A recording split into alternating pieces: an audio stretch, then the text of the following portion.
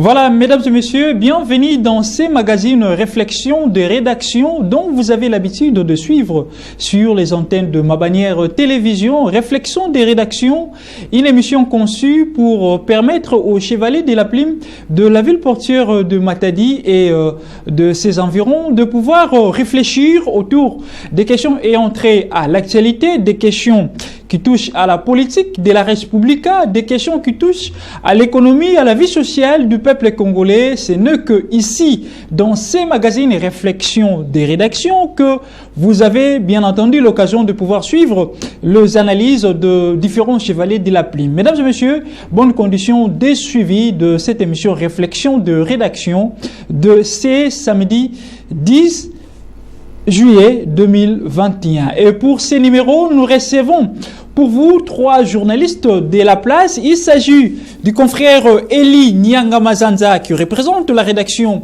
de Mabanière Télévision. Confrère, salut et bienvenue. Salut aux Amabiala et puis salut les confrères Moïse Nkunda et puis Glodina Lucano de Sarah Télévision. Je suis très ravi et je salue aussi les spectateurs de Mabanière qui souvent en tout moment suivent nos réflexions de notre émission de Mabanière Télévision. Nous sommes là pour répondre à toutes les questions. Je crois que vous avez préparé pour répondre un peu, cadrer un peu par rapport à quoi, que la population puisse un peu vraiment écouter ce qui se passe dans notre pays, pourquoi pas dans la province du Congo central. Voilà, en face de lui, nous avons Glodino Lucano qui nous provient de la rédaction de Sarah Télévision. Glodino, bienvenue. Merci Osé Mabiala et je vous salue. Salut également confrère Moïse Nkunda de la radio Télé Atlantique. Salut également Eli Nyanga de Mabanière Télévision et je salue tous les fidèles téléspectateurs de Mabanière Télévision qui nous suivent en ce moment. Et enfin, pour finir, le 3e invité de ces numéros, nous avons messieurs, sinon les confrères, Moïse Nkunda qui participe pour la première fois dans cette émission. Bienvenue confrère. Merci et j'en profite pour saluer tout le monde, les téléspectateurs également de cette chaîne qui fait la fierté, on doit se le dire, de notre ville, de notre province également. Et je pense qu'ils vont aimer certainement les sujets qui seront abordés autour de cette table et c'est sous votre conduite, sinon voilà. Voilà, mesdames et messieurs, ce sont là nos 3 invités pour les numéros de ce samedi 10 juillet 2021 pour les comptes de votre magazine Réflexions des rédactions. Mesdames et messieurs, nous allons parler des 3 grands sujets majeurs. Il s'agit du premier sujet, ce bras de fer qui règne entre le gouvernement congolais ainsi que la Fédération des entreprises du Congo. Vous le savez très bien, le gouvernement a eu la décision de pouvoir instruire à tous ces importateurs de produits surgelés de pouvoir passer au rabais de prix de leurs produits au regard de tout ce qui a été dû, de tout ce qui a été mené comme enquête. Mais jusque-là, cette décision reste en souffrance, n'est pas encore appliquée. Et en deuxième lieu, nous allons parler de cette polémique, oui, cette polémique qui fait couler encre et salive. Il s'agit de ces questionnements autour de combien gagne le président de la République congolaise, Félix Antoine Tshisekedi Tshilombo. Vous le savez très bien, il a été reçu lors de sa dernière sortie médiatique par le confrère Christian Lusakweno au cours de leur entretien. Le président de la République a parlé de son salaire dont il est ignorant. Mais c'est dit quand même que ce n'est pas exorbitant, ça fait couler encre et salive, ça alimente les réseaux sociaux, ça alimente l'opinion publique. Les gens se posent la question combien gagne réellement le président de la République. Nous allons également parler de ça. Et en dernier lieu, encore ces sujets qui alimentent la classe politique congolaise, qui divise, voire même cette proposition de loi sur la congolité, l'idée originaire du docteur Tsiani Noël, mais qui l'a remis entre les mains du député national Pouloulou Ntsingi. Cette proposition de loi qui fixe certaines prérogatives majeures pour briguer certains postes clés de la Respublica. Vous allez suivre les interventions de journalistes qui sont ici présents pour le compte de ces magazines. Mesdames et messieurs, bienvenue encore une fois de plus. Je commence avec Eli Nyanga. Bras de fer, gouvernement FEC. Finalement, qui va se plier devant qui? Voilà, je crois que c'est une bonne chose. Vous connaissez d'abord que le peuple congolais, tout ce qu'il veut dans ce pays, c'est le changement. Dire bras de fer qui va se plier entre FEC et l'État congolais. Je vous dis, ce pays, je l'ai toujours dit, vous savez que nous avons toujours ce courage de dire c'est une vérité. Quand je vois la Fédération des entreprises du Congo se gérer par qui, vous allez comprendre d'abord, elle en tête, c'est Albert Diouma. Oui. Posez-vous la question, qui est Albert Diouma? C'est un kabiliste, les gens qui ont pillé ce pays. Il a droit à l'opinion politique. Je vous dis, ce qu'ils font là, ce n'est pas du tout normal. Parce que le gouvernement congolais n'est pas aveugle. Le gouvernement congolais a vérifié. Vous avez dirigé le pays pendant 18 ans. Albert Diouma, je pointe Albert parce que lui, le président de la Fédération des entreprises du Congo. Oui. Pendant 18 ans, vous avez rationné le peuple congolais. Pendant 18 ans, vous n'avez pas donné à manger facilement au peuple congolais. Fati arrive, les gouvernements qui ont marqué, il y a prendre et à laisser aussi avec ces gouvernements, je crois que nous allons arriver. Ils disent que nous avions vérifié par-ci, par-là. Vous payez par exemple un carton, par exemple à $5 en Afrique du Sud, dans des pays étrangers. Vous venez au Congo, vous vendez ça 50, $40, c'est trop, c'est exorbitant. Par rapport à ça, mettons des choses au sérieux. Au lieu de $5, prenons, mettons ça à $40. Et la Fédération des entreprises du Congo s'oppose au gouvernement congolais. C'est là où nous disons que Kabila disait qu'il n'avait pas de collaborateurs, des gens qui voulaient aider la population congolaise. Si la Fédération des entreprises du Congo refuse, ok, moi je crois que nous sommes là pour un État. La population doit vivre, je vous dis. Et si seulement ce gouvernement de warriors veut aider le peuple congolais, mais je vous dis, la République ne manque pas l'argent. S'ils ne veulent pas s'impliquer par rapport aux mesures du gouvernement national, ok, les gouvernements peuvent prendre d'autres décisions, c'est-à-dire quoi? Et même prendre des moyens, importer ces vivres frais, donner à la population, imposer ces prix-là. Ok? Si je vous dis, avec la Fédération des entreprises du Congo, rien ne peut aboutir parce que tous ces membres-là qui composent cette Fédération des entreprises du Congo, quand vous vérifiez, sont des kabilistes. Et des kabilistes ne peuvent pas laisser un espace à Fati de réussir par rapport à ça. Parce que si le peuple mange à sa faim aujourd'hui, c'est la réussite. Et ils feront de leur mieux pour étouffer toutes les bonnes décisions des gouvernements actuels qu'on appelle des warriors, parce que nous devons voir ça maintenant, qu'ils vont étouffer tout ça pour qu'ils ne puissent pas réussir.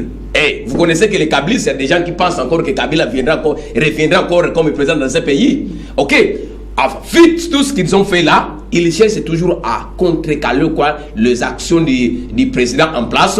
Mais moi je vous dis, si c'est réellement que il y a un autre gouvernement, les gouvernements, ils n'ont même pas le temps de discuter, les gouvernements doivent imposer et nous voulons voir des réactions. S'il n'y a pas de retombées, mais tout ça c'est l'échec de Fati, on va sanctionner parce qu'il a dit et ils ont vérifié. Si cela est vrai, ils doivent s'imposer. Mais s'il y a un échec, peut-être ils peuvent encore corrompre les gouvernements pour qu'ils puissent quoi et se mettre derrière la Fédération des entreprises du Congo. Nous allons sanctionner ces gouvernements en 2023. Voilà ce que j'ai fait. Merci beaucoup, Glodino Lukanou.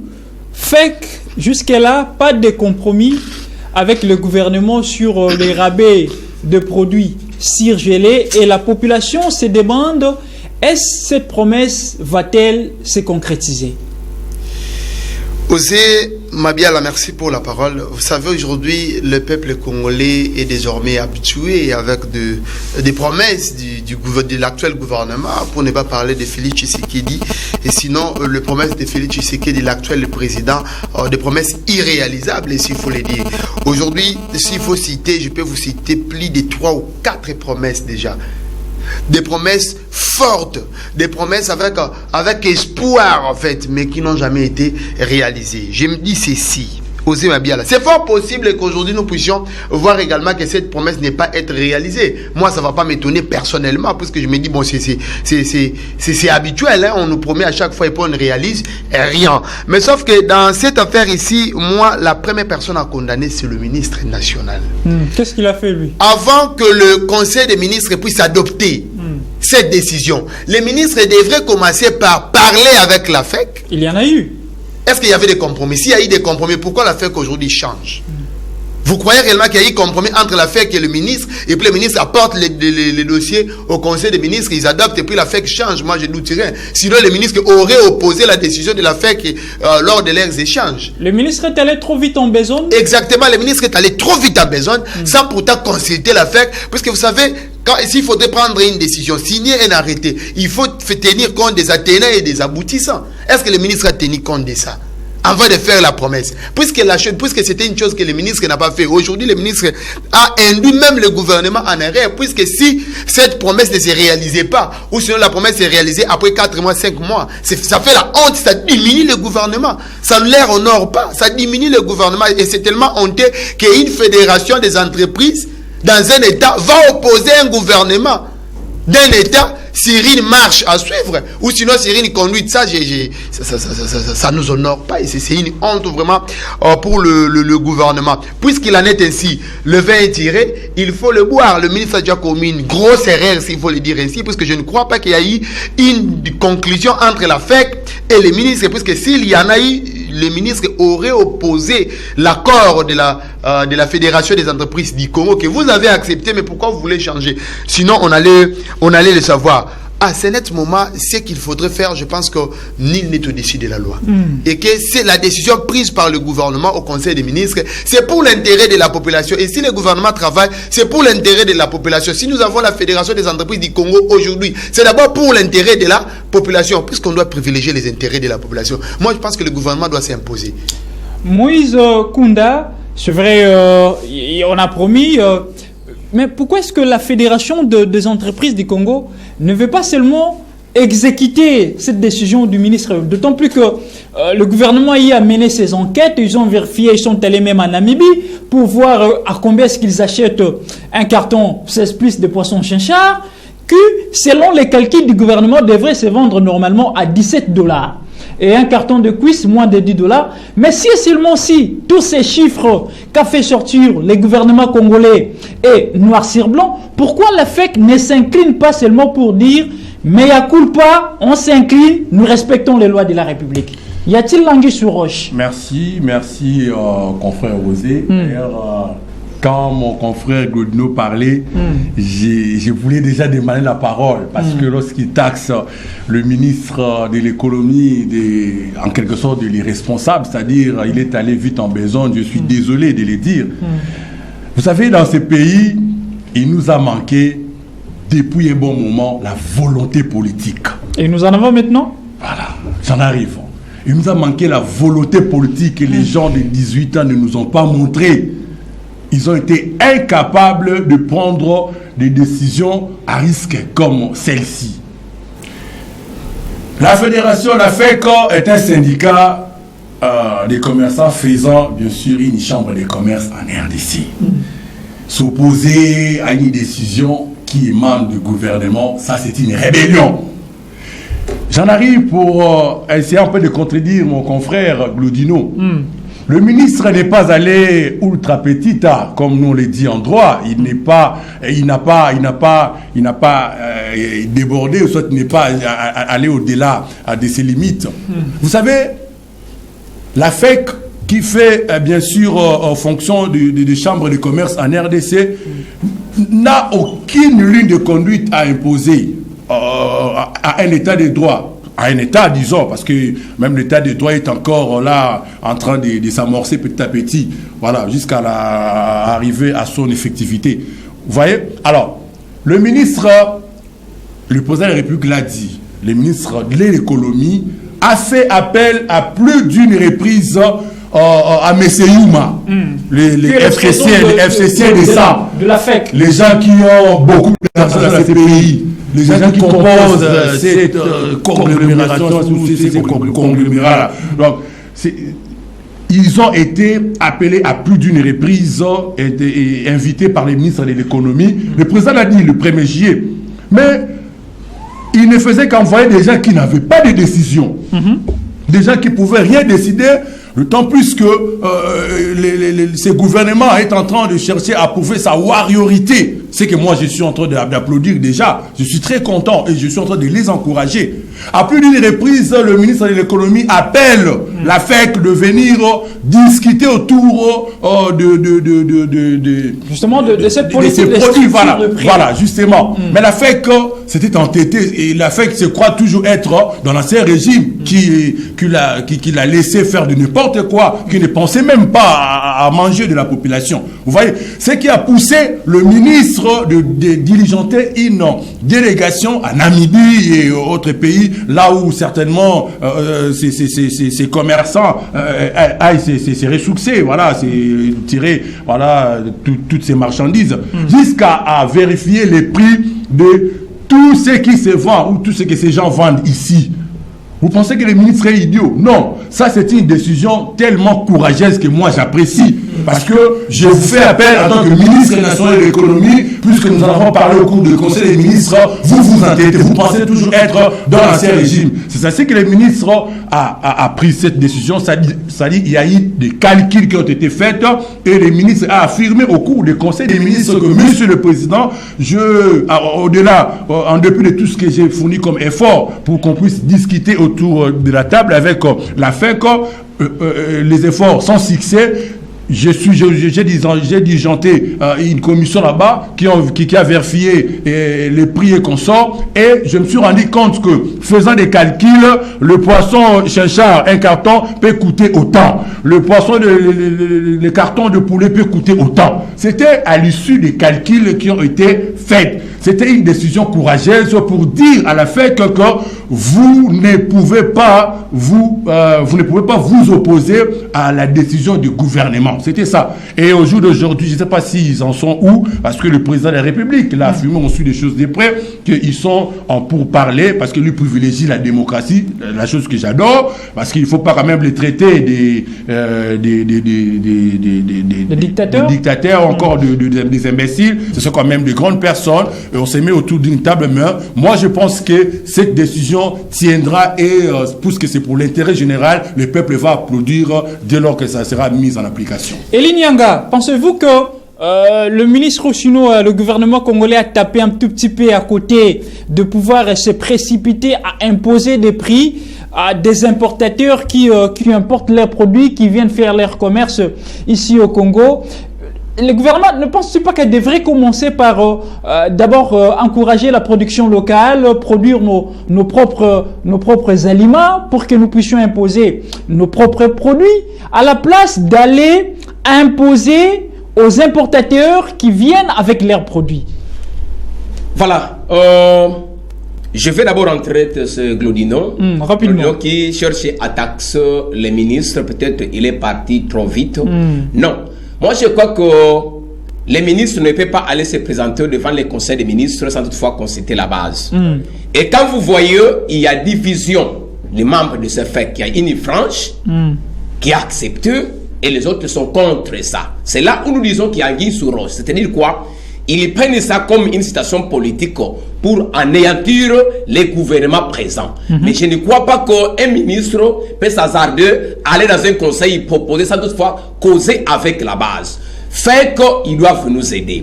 Je viens chez Moïse par rapport à votre question aussi.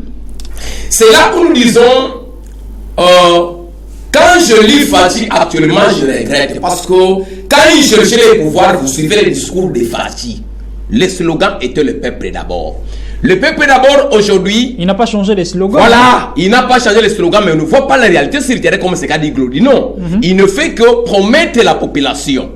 Au lieu et place de payer des jeeps aux députés, maintenant vous voyez que ça capote. Le gouvernement congolais n'a rien comme soubassement. Si la Fédération des entreprises du Congo refusait, ok, quelle sera la solution? Donc nous n'aurons plus ces vivres faits là au Congo, au moment où le gouvernement devait, parce qu'on dit diriger, c'est prévoir. Qu'est-ce que le gouvernement congolais a prévu au cas où la Fédération des entreprises du Congo refuse la décision du gouvernement? C'est là où nous disons quoi? Ceux qui sont avec, qui sont dans le gouvernement actuel qu'on appelle le gouvernement de Warrior, parce que c'est là on ne voit pas ça. Ils doivent se préparer aussi. Au lieu et place de conseiller le chef de l'État allant à tout moment donner des discours sans qu'il y ait de réalisation. Au lieu et place d'imposer les prix à ces commerçants, ok? Le gouvernement peut aussi s'engager, prendre ses propres moyens, aller payer ça, mettre dans le pays et puis imposer des prix. Qu'est-ce qui empêche? Mais le gouvernement n'a pas de chambre froide. Mais je vous dis, nous avons nos lacs. Vous avez étudié, on t'a toujours dit que les lacs les plus poissonneux du monde, c'est quel lac? C'est Albert. C'est là que la République démocratique du Congo. Qu'est-ce qui empêche que le gouvernement congolais puisse payer des bateaux? Les fleuves du Congo ici, nous avions tant de rivières où il y a des poissons, les poissons pourrissent. Est-ce que le gouvernement congolais est incapable de fournir ses propres vivres frais aux Congolais? C'est là où nous disons, moi je dis imposer, l'État doit s'imposer parce que si l'État ne tient pas les coups, c'est un échec de ces gouvernements. Merci. Parce qu'ils ont dit, et on doit vraiment voir la réalisation de tout ça. Merci. Glodino Lukanou, est-ce que le gouvernement ne devrait pas-il commencer à produire localement à la place d'aller imposer des prix à ses importateurs? Merci Osé Mabiala. Je suis estomaqué quand j'étais en train d'écouter. Vous voulez une bouteille d'eau? Bon, c'est bon, mais écoutez, attends, je vais commencer par parler, puis peut-être que je vais prendre une bouteille d'eau. Vas-y, confrère, vas-y. Moïse Nkunda nous dit ici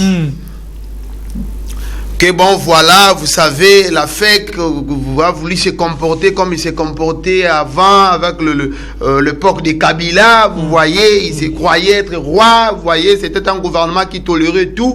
Et aujourd'hui, ce gouvernement de Warriors, vous appelez ça quoi, Warriors? Il les appelle gouvernement des warriors. Warriors. Oui. Ah, mon pays, c'est regrettable. Et on vous dit, le gouvernement bien réfléchi, selon Moïse Nkunda, il a voulu imposer à la FEC, puisqu'on a fait appel au numéro 1 de la FEC, selon lui, qui ne s'est pas présenté, qui a envoyé des gens qui n'ont pas la maîtrise, qui n'ont pas la décision. Mais pourquoi le ministre a accepté de parler?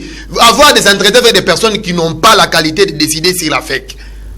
C'est ce que nous a dit, Moïse Nkunda nous a dit, que les personnes qu'on envoyait là-bas, ce sont les membres de la FEC, mais qui n'avaient pas la décision. Pourquoi le ministre a eu son temps de discuter avec les gens qui n'ont pas la décision de la FEC? Les gens qui n'ont pas la décision, pourquoi parler avec eux? Et puis vous voulez imposer, vous avez commencé par imposer une chose que la FEC refuse, et enfin le président de la République renvoie, et le gouvernement et la FEC au pourparler. Ça c'est ridicule. On a ridiculisé le gouvernement. Pourquoi ne pas commencer par le pourparler? Parce qu'aujourd'hui, nous, on s'est dit, le gouvernement, c'est ça, être faible devant la FEC. C'est comme l'a dit le confrère Élie. Aujourd'hui, si la FEC était catégorique pour dire niet, le gouvernement va faire quoi? On trouvera des poissons. Ça ne vous fait pas, ça ne vous fait pas mal. Un pays comme Namibie va nous aider à produire des poissons que nous allons consommer ici et des histoires que nous allons consommer ici. Mais Glodino, on a quand même eu à mener des enquêtes. Le gouvernement a découvert que un carton d'un poisson chinchard, appelé communément piodi, ils achètent là-bas à $4, $5, ils viennent ici, ils les vendent à... Aujourd'hui, ça s'est négocié à $65. Normalement, ça devrait coûter $17. Je vais te répondre. Le gouvernement n'a-t-il pas raison de s'imposer pour le bien-être de la population? Je te réponds par un exemple. Oui. Un stylo ici qui est vendu à 100 francs au marché Mvoid, au marché Cid. Moi, j'achète, je viens te vendre ces stylos à 10 000 francs. Je viens devant toi, je te dis, ces stylos se vendent à 10 000 francs. Et puis vous dites, non, au marché Mvoid, on les vend à 100 francs. Mais tu fais quoi? Tu me mets à côté pour prendre les autres. Ça, c'est une décision normale. Au lieu de chercher des pourparlers, si tu trouves que ce n'est pas possible, toi-même, tu commences à te rendre en voie pour acheter des stylos et puis t'en servir avec ça. Tu vois? Donc, c'est ça le vrai problème. C'est-à-dire, le gouvernement congolais ne devrait pas produire, puisque nous avons des poissons, nous avons des atouts, nous avons des moyens, nous avons nos lacs ici. Avoir des bateaux, c'est rien, ça ne va rien coûter en République démocratique du Congo. La somme que nous avons dépensée pour acheter 500 jeeps, c'est déjà un pas. C'est déjà un pas. Pour avoir un bateau, c'est déjà un pas. N'est-ce pas, Osé Mabiala? C'est-à-dire, on doit faire des choses de façon pragmatique. Mais je constate une chose. Oui. L'actuel gouvernement a l'impression, en fait, il veut donner l'impression au peuple congolais, c'est comme s'il a la volonté politique, il a la volonté de faire, mais il est bloqué quelque part. C'est ce que nous avons senti avec le gouvernement de coalition FCC Cash. Aujourd'hui, FCC n'y est plus. Qui bloque? Qu'est-ce qui a changé après FCC Cash? Après le mariage FCC Cash, il y a eu un nouveau gouvernement. Il y a une année pratiquement, ou il y a d'ici là une année quelques mois. D'ici là, ils vont totaliser 9 mois, je pense. Non, 3 mois. Attendez, ne nous parlez pas de 3 mois. Ne nous parlez jours. pas de 3 mois. Ne nous parlez pas de 3 mois. Non, je parle des gouvernements de Samalou Kondé. Ne nous parlez pas de 3 mois, Osé Mabiala. Mais d'ici là, ils vont totaliser 100 Mais jours. c'est honteux. Qu'est-ce qui a changé?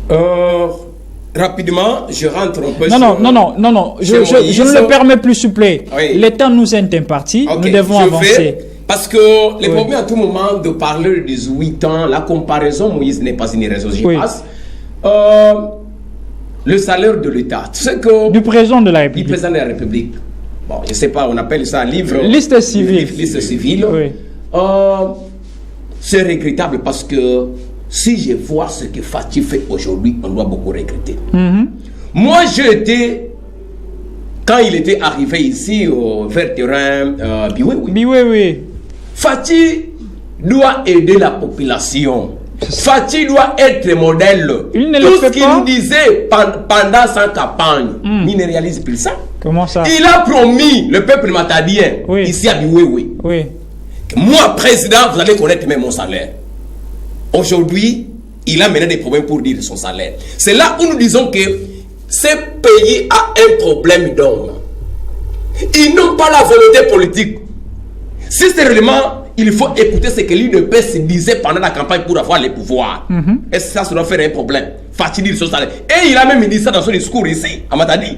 Que moi, président, je vais changer le pays. Moi, président, vous allez connaître les chefs de l'État touchent combien. Maintenant, aujourd'hui, il commence à dribbler des gens. C'est là où je vous dis, les Congolais ont un problème. Pour avoir encore des Kassavoubou, tu vois, même quand il a commencé, le pouvoir, il a essayé de copier Kassavoubou. Il retourne l'argent pour la première fois, deuxième fois, il a retourné. C'est ça que nous disons, nous devons beaucoup prier pour ce pays. Quand quelqu'un arrive au pouvoir, il oublie tout ce qu'il a promis à la population. Parce qu'aujourd'hui, même si Moïse Sekoura défend peut-être aujourd'hui ses gouvernements. Non, il ne défend pas, il pendant analyse. 2 ans, 3 ans, qu'est-ce que Fatih a fait déjà dans ce pays? Il analyse. Il n'y a rien de bon. Merci. Il y a rien, en tout moment, ils acquittent seulement, il n'y a que les F, les diables, les FCC. Mais fais quelque chose de toi aussi. Il vient de payer des chips pour les députés. Ce qu'il a promis à la population, le peuple d'abord. Les problèmes de chef de l'État, je vous dis, il n'est plus les fatigues que moi j'ai connues pendant la campagne électorale. Son salaire, le peuple, mais c'est notre droit, je vous dis, c'est l'argent de l'État, non? Mais tout le monde sait le salaire d'un enseignant au Congo. Pourquoi pas le président de la République? C'est vrai qu'il a ses avantages, mais son salaire, ça ne doit pas faire un tabou, il doit dire ça. Et même lui-même, tu as compris qu'il y a eu contradiction. Merci. Je ne connais pas, mais ce n'est pas exode. Cela veut dire quoi? C'est là où nous disons que Fatih doit amender sa façon avant 2023, sinon il sera sanctionné par la population. Badino Lukanou, est-ce qu'aujourd'hui, connaître combien touche le président de la République à la fin du mois devrait faire l'objet d'un débat? Les gens devraient commencer à passer du temps à parler sur ça. Est-ce qu'il est important, au moment où nous sommes, au moment où le peuple aspire à un développement, au moment où le peuple attend à un véritable changement de la vie sociale, devrons-nous encore connaître combien gagne le président de la République? Osé Mabiala, pendant 10 secondes, je vais conclure le premier sujet. Malheureusement, le temps nous est imparti. Je ne permets plus. Vous m'accordez combien de minutes pour répondre à cette question? Je t'accorde 30 secondes. Pour répondre à ta question là. 30 secondes. 30 secondes, je ne vais rien dire aux gens. Je suis tolérant 1 minute. Merci beaucoup. Je prends donc 3 secondes pour conclure et je prends les 57 secondes pour répondre à ta question. Confrère, Osé Mabiala, j'ai conclu pour dire ceci. S'il vous plaît, confrère. Le premier sujet a pris fin. Vous avez eu le temps de pousser vos arguments, vous avez eu le temps d'analyser. Nous passons au second sujet. Merci. Passons. Je passe. Comme on a fini le premier sujet, le ministre n'a pas tenu. Peut-être à la fin lors de la conclusion. Hein, exactement, c'est ça. J'ai fini avec ça. Comme le ministre n'a pas fait allusion aux Athéna et aux aboutissants, donc le ministre est allé trop vite. Avançons, confrère. Je vais répondre. Osé Mabiala, pourquoi aujourd'hui connaître la liste civile, les salaires du chef de l'État doit faire l'objet d'un débat à la télévision? C'est pas un tabou. Non, pas seulement à la télévision. C'est pas. En République démocratique du exactement. J'ai pris un exemple pour parler de la télévision. Oui. C'est pas quelque chose de catastrophe. C'est pas quelque chose de scandale. Non. Mais écoutez, l'argent avec lequel on paye le chef de l'État, c'est l'argent des Congolais. Et nous devrons connaître combien on donne au chef de l'État. On l'a dit ici, Elie Nianga l'a dit. Le chef de l'État, lors de sa campagne électorale, ici au terrain du Wewe, je garde les promesses du chef de l'État pour dire que c'est un monsieur, qui promet sans pourtant réaliser. Qu'est-ce qu'il a promis qu'il n'a pas réalisé? Je vais construire les stades. au terrain Biwewe. C'est le gouvernement qui devrait s'en occuper, c'est pas le président de la République. Mais il avait promis, pourquoi il avait promis?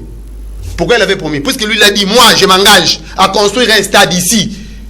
Puisqu'il a fait allusion à la quai Chaléré qu'avait bénéficié son père en 2011, si je ne m'abuse pas. Avant on arrive. Oui. Il a dit, mon salaire ne sera jamais quelque chose d'un tabou. Vous connaîtrez mon salaire. Est-ce qu'on connaît le salaire du chef de l'État? Et regardez la crise des communications dans la bouche du chef de l'État. On pose la question au chef de l'État. C'est son salaire. Il dit, je ne connais même pas mon salaire. Mais ce n'est pas exorbitant. Mais ce n'est pas exorbitant. Ça, c'est jouer avec les Congolais. Comment je me dis, moi, j'ai dit, vu l'intelligence du chef de l'État, vu la connaissance du chef de l'État, en regardant les chefs de l'État comme ça, ce n'est pas les chefs de l'État qui pourraient répondre comme ça à cette question. Mais qu'est-ce qu'il a fait? Ce sont des gens qui ne donnent pas aux Congolais le temps de réfléchir sur leurs réalisations. Qu'est-ce qu'ils font? Ils créent des sujets, ils créent les débats en lieu et place que nous puissions réfléchir sur les réalisations du gouvernement actuel, sur les réalisations, sinon sur le bilan du président Félix. Il s'est dit non, voilà, ils vont se mettre d'abord à réfléchir sur mon salaire, ils vont se mettre à réfléchir sur mes opinions, ils vont se mettre à réfléchir sur autre chose sans pourtant connaître sans pourtant faire allusion, sinon contrôler mon bilan, si c'est positif ou négatif. Écoutez, Ousmane Biala, ça c'est dit n'importe quoi. Est-ce qu'on a voulu habiller, on a voulu déshabiller Saint-Pierre pour habiller Saint-Paul? Moi, je ne sais pas. Avant Kabila, personne ne connaissait le salaire de Kabila. Avant même Kabila, le père, Mobutu, Kasavubu, peut-être qu'on ne connaissait pas. Et aujourd'hui, il y a Kabila, le fils qui est venu, on ne connaissait pas. Lui vient, il dit, écoutez, comme vous n'avez pas connu ça, moi là, vous allez le connaître. Il arrive là, on ne connaît rien. On lui pose la question, il dit, écoutez, je ne connais pas, mais ce n'est pas exorbitant. C'est combien alors? C'est que toi tu connais qui n'est pas exorbitant. Kabila aujourd'hui touche, étant sénateur, le président sortant, le président de la RDC, il touche plus ou moins $680 000. Plus ou moins. Croyez-vous que Kabila peut toucher plus que l'actuel président? Un président sortant va toucher plus qu'un président en place. Réfléchissons par rapport à ça. C'est seulement que le président avait peut-être honte de dire son salaire, sinon nous allons réfléchir par rapport à ce qu'il donne aux fonctionnaires. Exactement, par rapport à ce qu'il donne aux fonctionnaires. Merci. Un fonctionnaire comme un enseignant qui va avoir à peine $100 ou $120 et lui aura peut-être, je ne sais pas moi combien, et cette honte-là, ça n'a pas permis au chef de l'État, Félix Antoine. Merci, donnons quand même la parole. Merci. Donner également les salaires. Merci confrère, donnons quand même la parole au confrère Moïse Kunda. Aujourd'hui, combien touche le président de la République? Ça fait couler encre et salive. Est-ce une priorité pour le peuple congolais? Est-ce un secret pour la République? Aussi longtemps, nous connaissons combien gagne le président américain Joe Biden, $400 000. Mais pourquoi ce que touche le président de la République démocratique du Congo devrait être un secret?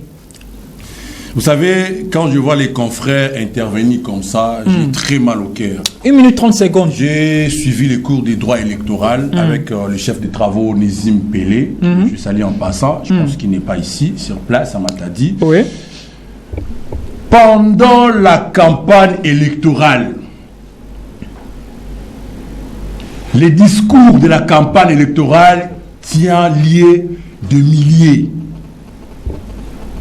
Vous êtes à Matadi, vous êtes à Mbanzangungu, vous êtes à Kinshasa, prenons le cas d'un président de la République. Le président de la République ne va pas tenir le même discours lorsqu'il est à Matadi et ou encore lorsqu'il est à Kinshasa. Donc pendant la campagne, on peut faire allusion à la démagogie. C'est ce que vous voulez dire, confrère? Non, j'en arrive. Allez-y. Vous allez les qualifier de la démagogie. Non, moi je ne suis pas là. Laissez-moi terminer. Allez-y, confrère. Vous avez la parole, confrère. Il y a des discours, des campagnes. Je me rends compte que vraiment, même quand bien même que confrère Eli refuse qu'on puisse toujours parler du régime de 18 ans, mais le régime de 18 ans a biaisé les têtes des Congolais. Avançons. Le régime de 18 ans a biaisé les têtes de Français. Ouais. Vous voyez, jusqu'à ce que les gens n'arrivent pas à distinguer les discours de campagne et ce qui seront des priorités. Est-ce que c'est une priorité? Nous sommes en Afrique, je vous mets devant un fait accompli. Confrère Eli Nyanga, Confrère Osé Mabel, je vais commencer par vous. Les peuples matadiens nous regardent ici à la télévision. Confrère Glodino, dites-nous, vous recevez combien? Non, c'est à moi de poser la question. S'il vous plaît, Osé Mabel, j'ai suivi votre directeur de programme, M. Chamboui. S'il vous plaît.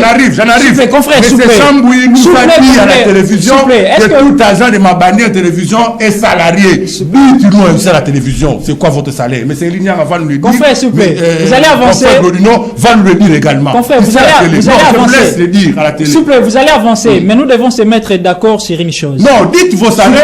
S'il vous plaît, confrère. Suivre. Est-ce que nous pouvons avancer? Nous sommes ici en train de parler de la polémique autour de combien touche le président de la République. Je vous dis que ce n'est pas une priorité. Vous allez continuer. Je vous fais distinguer. Vous allez continuer. Je vais vous donner la parole. Je vais vous donner la parole. Mais j'aimerais que nous nous mettons d'accord sur une chose. Nous parlons de cette polémique autour de combien touche le président de la République. Nous ne parlons pas de la salarialisation des agents de Mabanière. Et ce n'est pas également à vous, confrères, s'il vous plaît. Je voulais faire arriver à un point. S'il vous plaît, vous allez continuer. Ce n'est pas également à vous de poser des questions ici. La police du débat revient à moi. C'est à moi qui pose des questions. Mais vous sentez que vous êtes incapable de dire votre salaire. S'il vous plaît, vous allez répondre. Vous allez continuer votre intervention. Mais ne confondons pas les choses. Restons sur la thématique. Merci beaucoup. Merci. Restons sur le sujet. Je vous comprends. Je sais que c'est difficile pour vous. Et s'il faudrait emprunter même la parole de confrère Glodino qui dit heureusement que la question n'a pas été posée par le présentateur principal. Vous comprenez que c'est la sagesse. Non. Exactement. Non. Exactement. Le président de la République a été très sage. Vous voulez connaître les salaires des présidents. Ça, c'est un débat. Moi, je l'ai qualifié un débat de la rue, un débat inutile. Parce que le salaire du président de la République est connu dans la loi des finances. Donc, c'est comme si nous sommes en train de nous exposer, dire à cet exploiteur que nous ne suivons pas de près ce qui se passe. C'est comme si nous sommes en train de nous exposer en face de ces téléspectateurs pour leur dire que nous ne connaissons pas la loi des finances, l'actuelle. Le salaire du président de la République est connu. Allons vérifier, tapez sur net loi des finances ou allez demander, vous allez voir. Moi je pense que le président a été sage. Le président a été sage. Non.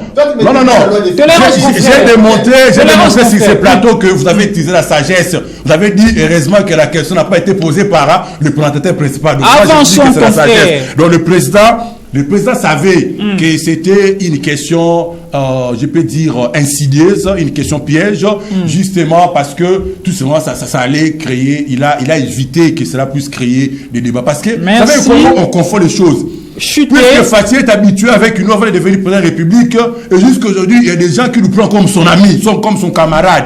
Le président a été tout simplement sage. Le salaire du président de la République est connu. Et allez faire dans la loi des finances. Vous allez voir ça. Parce que entre nous ici, personne est capable de dire son salaire. Et puis, une chose pour citer. Oui, confrère. Le président avait dit mon salaire sera connu. Il n'avait pas dit que son salaire sera dit au cours d'une interview. Il a dit mon salaire sera connu. En droit, il y a des faits, il y a des langages, il y a des paroles qui comptent. Quand le président dit mon salaire sera connu, il n'a pas pris l'engagement. Il n'a pas pris l'engagement de le dire au cours d'une interview. C'est tout ce que j'allais dire. Merci beaucoup. Le message est passé, confrère. La loi des finances. Merci, le message est passé. Chers confrères, nous devons changer de thématique. Tolérance, s'il vous plaît. Faisons preuve de tolérance, confrères. Faisons preuve de tolérance pour que nous avançons. Le temps nous est imparti.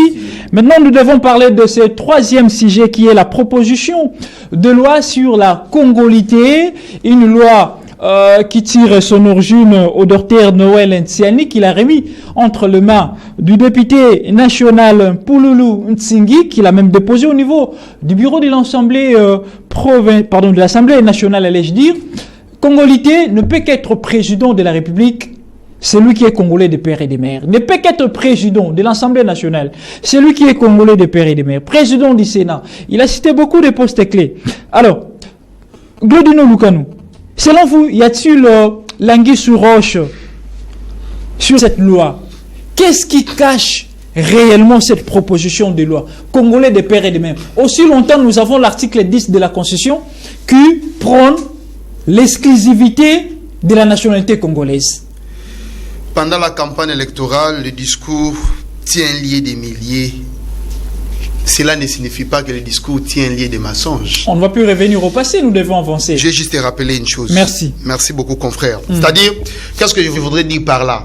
Cela ne signifie pas que quand on est pendant la campagne électorale, tu peux facilement tromper. Tu arrives à Matadi et tu dis voilà. Parlons de la loi Tiani, confrère. Le temps nous est imparti. Merci beaucoup. La loi Tiani, confrère, étant un vrai Congolais, un véritable Congolais. On ne peut que soutenir la proposition de loi Noël Tiani. Pourquoi j'ai dit ça? Aujourd'hui, je félicite et j'acclame honorable Pouloulou pour le courage, puisqu'ils ont été menacés de mort par le député Daniel Issafou, qui n'a pas tenu des propos d'un homme d'État, qui a dit que tout député national qui oserait à ramener cette loi à l'Assemblée nationale, à Rokufa Mokoloana. Moi, je dis ça sont des propos des irresponsables, permettez-moi de vous le dire. Puisque ici, on était réellement dans un état de droit. Ces messieurs allaient être même poursuivis pour des menaces. Ça sont des menaces. Ce sont des menaces de mort, c'est pas normal, on ne pouvait pas autoriser ça. Mais moi, étant un vrai Congolais, étant un vrai patriote, étant un Congolais de père et de mère à 100%, même si vous les ramenez à 400%, je resterai Congolais. Je soutiens la proposition de loi de Noël Tiani. Hier, nous avons tous beau crier ici dans la rue. Oh non, Kabila n'est pas Congolais. Oh, Kabila est 50% Congolais, 50% Rwandais. Les uns les autres disaient, oh, Tanzanien. Ailleurs, on nous dit, oh non, il est Burundais. Oh, Américain. Oh, Anglais. Ça dit, la majorité ne croyait pas sur la nationalité congolaise de Joseph Kabila. N'est-ce pas que ça faisait mal aux Congolais? N'est-ce pas que ça faisait mal aux Congolais? Parce qu'ils se disaient qu'ils sont dirigés par un monsieur qui n'est pas de l'air, par un monsieur qui n'a pas le même sang que eux. Peut-être que je dirais, c'est la raison de la souffrance que nous avons connue pendant 18 ans. C'est peut-être, je dis bien peut-être, je pèse mes mots, peut-être, c'est-à-dire je ne confirme pas. Alors, aujourd'hui, voulez-vous réellement que le sommet de l'État, le sommet de mon pays, la RDC soit infiltré? Vous vous encouragerez ça. À l'est du pays, aujourd'hui, vous verrez nos frères et sœurs congolais, comment ils se multiplient avec des Rwandais, avec des Burundais, avec des Ougandais. Toi, tu as un père congolais et tu as une mère burundaise. C'est-à-dire, ce sont tes frères là. Aujourd'hui, tu as la chance de devenir président de la République. N'est-ce pas que tes conseillers seront tes frères? Parmi tes conseillers, il y aura tes frères. Tu risques même de nommer tes frères burundais là, au niveau du gouvernement, nommer tes frères burundais au poste du pays pour éviter cette infiltration au sommet de l'État. C'est pourquoi je soutiens à 100% la proposition de loi Noël Tiani, c'est-à-dire pour devenir président de la République, pour devenir ministre de la Défense, ministre de l'économie, pour devenir président du Sénat, président de l'Assemblée nationale, numéro 1 de la DGM, numéro 1 de l'ANER. Tous ces postes-là, tu dois être Congolais de 100, c'est-à-dire Congolais à 100%, de père et de mère congolais. Moi, je soutiens cette loi, c'est pour éviter l'infiltration au sommet de l'État. Merci, nous ne pouvons pas être dirigés par les autres, sinon nous risquerons à redevenir à une autre colonisation. C'est pourquoi même je me dis, est-ce que la RDC est totalement indépendante dans son entièreté? Le message est passé, confrère. Eli Nyanga, je vais finir. Non, vous avez eu le temps. Aujourd'hui, on parle de l'armée congolaise. Confrère, est-ce que c'est l'infiltration de l'armée congolaise. Avancer? Je vous donne le temps parce que vous ne voulez plus que je parle. Non, c'est le temps qui nous est imparti. Votre temps est écoulé. Eli Nyanga, je vous donne une minute. Une minute pour dire, est-ce la proposition de loi Tiani vise quelques personnalités politiques de la RDC? Une minute. Voilà, c'est que je dis que la politique actuelle, moi je n'ai même pas besoin de ça. Je n'ai pas besoin de ça parce que depuis que je suis né, je n'ai jamais entendu parler d'un président de la RDC qui n'est pas un Congolais. Ça, c'est la force, sur les plans forts. Mais au fond, là, je ne suis pas là. Mais si c'est réellement qu'il y a Anguille, vous parlez de Anguille sur roche, je vais beaucoup regretter. Parce que cette politique de chercher à écarter toujours les uns et laisser les autres, ce n'est même pas une bonne politique. Qu'est-ce que nous voulons au Congo? Avoir des hommes qui ont la conscience. Les gens qui peuvent aider les pays à avancer, quelle que soit sa couleur, sa race. Moi, je vous dis, prenez par exemple les Casiens qui peuvent me dire que... Ça, c'est pas la patrie. Tolérance. Avancez, confrère. Tolérance. C'est que les gens peuvent dire à Kabila qui était un étranger, mais Kabila te dirait que non, moi, je suis Congolais. Les gens peuvent dire à Moussé, c'est Moussé qui est venu avec les Rwandais ici, non? Les James Kabare qu'on a nommé ici. Ils sont là avec nous. Alors, dire que à la tête de la présidence, avoir un Congolais qui viendra faire quoi? Parce que maintenant, vous voyez, maintenant, il y a un problème. Fatih ne fait donc que des discours. C'est un Congolais, non? Chuté. Mouzé était là. Qu'est-ce qu'il a fait? L'autre ici qui a pillé, qu'on a toujours pillé par nos frères de... non, il a fait les fétiches, la salinalisation, Mobutu. Qu'est-ce qu'il a fait de ces pays? Chuté. C'est vrai. Tout ce que je peux dire. S'il vous plaît, confrère, faisons preuve de tolérance. Faisons la part de... Je n'ai pas refusé cette proposition. Oui. La proposition est bonne, mais ça sera mieux si on peut trouver un Congolais qui peut devenir un homme d'État. Merci. Pas les politiciens que nous avons qui dirigent toujours les pays qui font leurs propres intérêts. Merci, confrère. Moïse Kunda, 1 minute. Est-ce la loi de Noël Tsiani vise quelques personnalités politiques qui, selon certains dires, seraient en bonne position lors des élections de 2023? C'est ça les Congos. C'est ça les Congos. En aimant faire des prêts d'intention à toutes choses. C'est ça les Congos. On devient spécialiste à discuter sur toute matière. C'est ça les Congos. S'il y a un virus qui détruit le Congo aujourd'hui, c'est ça. Lisez l'article 7 de la Constitution de Zaïre. Oui. Mais ça a été déjà verrouillé. Qui est venu enlever ça? L'article 7 de la Constitution de Zaïre. Et doit être président de la République, quel Congo de père et de mère. Ça existait déjà. Moi, j'ai suivi les cours de droit international privé avec les professeurs Eddie Mwanzo. S'il vous plaît, s'il vous plaît, s'il vous plaît, avec les professeurs. Non, ça cadre avec ces avancez. J'ai suivi les cours de droit international privé avec le professeur, l'éminent professeur Eddie Mwanzo. Qui nous rassure que si nous vérifions bien dans la loi, parce que la nationalité congolaise est régie plutôt dans la loi de 2004 sur la nationalité, il nous affirme que dans cette loi, ça n'a pas été précisé, la congolité, voilà, qui est congolais et qui ne l'est pas. Et il nous a même rassuré que demain après demain, nous aurons un président chinois. Et ça ne sera pas un problème. Pourquoi? Parce que cette loi sur la nationalité pose problème. En conclusion. J'ai suivi hier Noël Tsiani. D'ailleurs, ce que nous devons savoir, c'est que c'est un ancien candidat président de la République. Il a échoué, c'est un candidat malheureux. Et il a trouvé que je peux toujours apporter mon édifice à la nation. C'est ainsi qu'il a conçu cette loi qu'on cesse un peu de... Ça existait déjà. Quelqu'un l'a enlevé, ou soit ça a été enlevé. Et bien là, cela va revenir. Moi, je pense que c'est une bonne chose. Cette loi, nous devons l'encourager. Noël Tsiani, je lui ai suivi hier, c'était hier ou l'avant-hier, lorsqu'on a déposé cette loi à l'Assemblée par le député, le député Nekongo. Alors, il a dit, cessons de parler de la congolité. Il a dit, parlons plutôt des lois de verrouillage de postes régaliens pour éviter un peu... C'est-à-dire, on a compris que les gens en font des illusions, des choses qui n'existaient pas. Cette loi existait. Lisez l'article 7 de la Constitution de Zaïre. Merci beaucoup. Mesdames et messieurs, nous voici arrivés à la télophase de ces magazines Réflexions des rédactions. Nous avions eu le plaisir de recevoir pour vous, pour ces numéros, les confrères Glodino Lukanou pour les comptes de Sarah Télévision. Merci beaucoup, confrères. Merci, confrère. Merci également à vous, confrère Elinyanga Mazanza, qui a représenté la rédaction de Mabanière Télévision. Merci à vous. Merci également à Moïse Kunda pour avoir représenté la rédaction de la radio-télé Atlantique. Merci pour votre disponibilité, confrère. C'est moi qui vous remercie. Merci à vous, cher public, pour votre attention soutenue. Nous avions eu le plaisir de partager ces quelques minutes autour de 3 sujets majeurs. Nous avions parlé de de ces bras de fer entre la FEC et le gouvernement congolais sur la structure des prix des produits surgelés. Nous avions également parlé de la polémique autour de ce qui touche le président de la République à la fin du mois. Nous avons également parlé enfin de cette proposition de loi du docteur Noël Tsiani sur la congolité de pères et de mères pour des postes clés de la République. Vous avez eu l'occasion de suivre les interventions de ces 3 confrères. Merci encore une fois de plus à vous, cher public. Merci à cette équipe technique qui a travaillé pour la mise en onde de cette émission. Mabanière Télévision, ni à gauche ni à droite, l'église au milieu du village et au service de tout le monde, étant que 4e pouvoir. Merci et au revoir.